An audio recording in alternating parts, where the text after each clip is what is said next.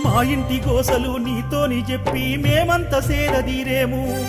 వెన్నంటి నువ్వుండి నడిపించే దేవుడా ధైర్యంగా తిరిగి వెళ్ళేము. దయతోని దరి చేర్చరా నీ అభయాన్ని మాకిచ్చి మముగాయవయ్యా. మా వెన్ను దన్నవ్వరా మా కష్ట నష్టాలను ఎడబాపవయ్యా.